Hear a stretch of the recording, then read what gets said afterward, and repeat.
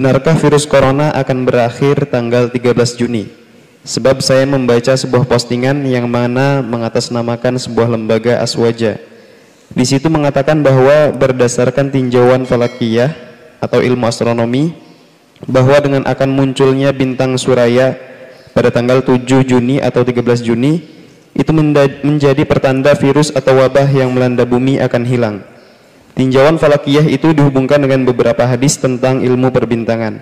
Benarkah demikian Buya, bahwa tanggal 7 atau 13 Juni nanti akan berakhir berdasarkan ilmu falakiyah dan hadis Nabi SAW?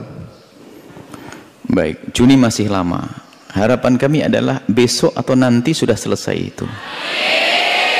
Baik, ada pun riwayat, ada itu riwayat diriwayatkan Imam Ahmad ibn Hanbal dalam dua riwayatnya, idza tala'at Thuraya, jika tampak bintang kejora atau Thuraya, kejora ya, bintang Thuraya sobahan di waktu pagi, begitu, rufi'atil ahadu an ahlil balati, akan diangkat bencana dari kampung itu. Dalam riwayat lain, matola'an najmu, matola'an najmu sobahan, qattu, tidak ada bintang yang keluar di pagi hari. Wa biqaumin ahadun, di satu kaum itu ada ahadun, ada bencana, illa rufi'at aw khufifat, kecuali akan diringankan atau diangkat. Itu riwayat dari hadis Nabi sallallahu alaihi wasallam. Adapun kesahihan ulama berbeda. Imam Suyuti mengatakan hadis dhaif, tapi sebagian mengatakan hadis sahih atau hasan paling tidak. Cuman kita kembali kepada kisah di Arab sana. Itu sebetulnya karena yang namanya bintang Thuraya itu keluarnya adalah di awal musim panas.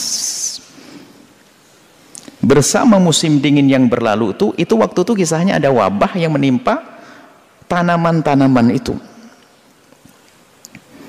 Dan secara alami itu wabah akan berakhir di saat mulai muncul musim panas waktu itu. Dan Nabi sampaikan bahasanya idza tala'at Thuraya sobahan, kalau sudah nanti, nah di sini Thuraya itu akan muncul, memang muncul di pagi di awal musim panas. Dan itu adalah berkisah tentang tanaman-tanaman pada zaman itu. Dan setelah itu mungkin ada musim, karena ada musim panas akan terbunuh, bakteri dan sebagainya akan hilang dan kering, karena pembasahan kadang-kadang menjadikan kelembapan dan sebagainya. Bisa jadi seperti itu. Yang jelas kisahnya semacam itu. Baik, itu adalah kisah pada zaman-zaman itu. Dan itu akan berlaku dalam setiap masa. Jika ada, kalau kita ada wereng, ada wabah yang menyerang kepada menyerang kepada perkebunan, maka menjelang musim panas, di saat, bahkan itu di saat panas-panasnya nanti. Jadi kalau korma itu kalau sudah nggak ada panas itu akan busuk, nggak menjadi kering, nggak jadi korma. Samu menjadi panas-panasnya itulah nanti akan menjadi matang itu. Jadi yang bakteri-bakteri hilang, kemudian korma jadi matang. Ini adalah yang dijelaskan para ulama tentang kisah hadis itu. Adapun di saat ada musibah kita menghubung-hubungkan itu bukan suatu yang salah. Akan tapi yang menjadi masalah adalah jika kita menghubungkannya salah, lalu orang menganggap hadis itu salah. Jangan dikit-dikit membawa begitu. Kalau husnudon, oke, semoga berakhir itu wabah. Iya. Jadi ada namanya penemuan ilmiah dan kajian-kajian ilmiah. Bagaimana menghubungkan dengan firman, menghubungkan dengan hadis. Pegangan kita hadis. Penemuan ilmiah bisa salah. Jangan sampai nanti gara-gara ini hadis kita ekspos begini, tak taunya wabah belum selesai lalu mengatakan, oh Nabi bohong. Ini bahaya sekali. Sudahlah, urusan riwayat ini cerita tentang keadaan zaman itu. Kalau kita bawa dalam wilayah husnudon, iya, semoga benar nih, karena Nabi berucap semoga bisa diterapkan hari ini. Tapi jangan sampai memastikan harus begini. Oh selesai, Nabi yang ngomong begini pasti dan sebagainya. Wah, ini Anda telah memastikan ini Anda telah salah. Karena apa? Nabi pun tidak ngomong seperti itu. Nabi hanya buat semacam itu.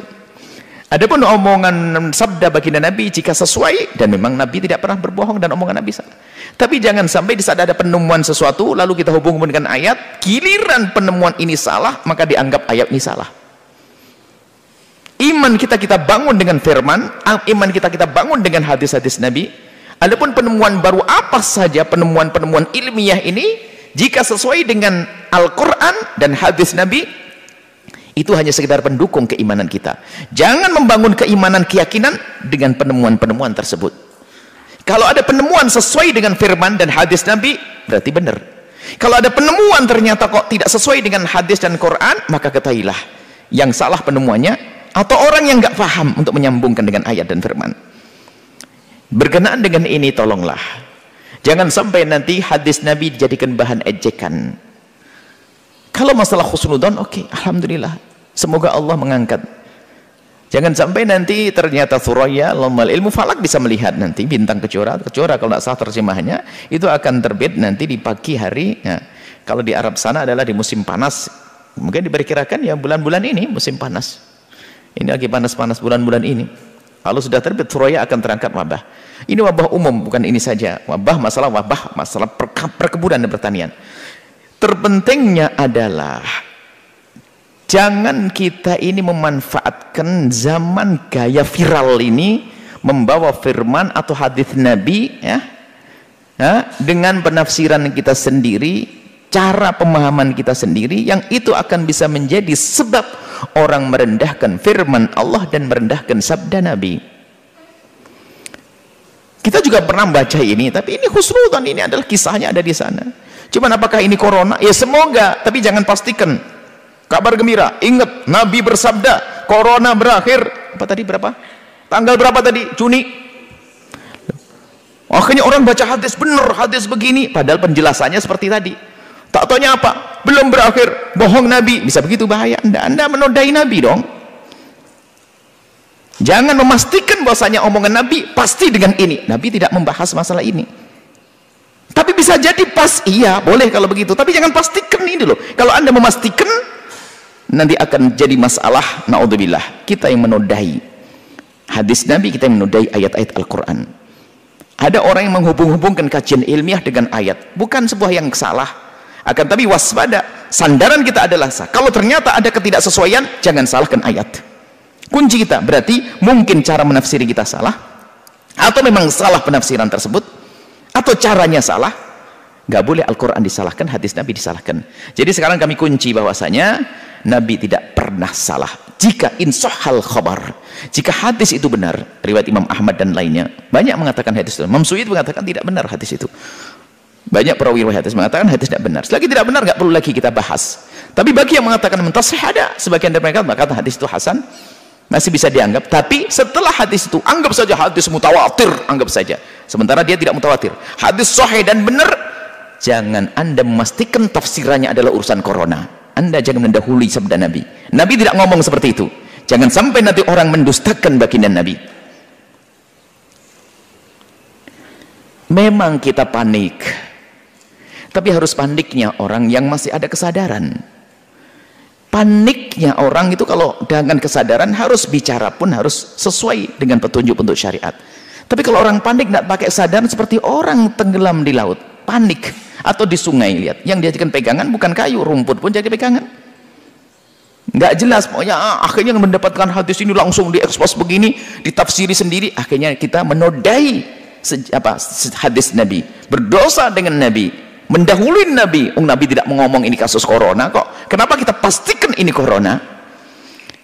Terakhir, bab husnudzon. Oke, semoga berakhir, semoga berakhir corona ini bahkan sebelum terbitnya bintang kejora.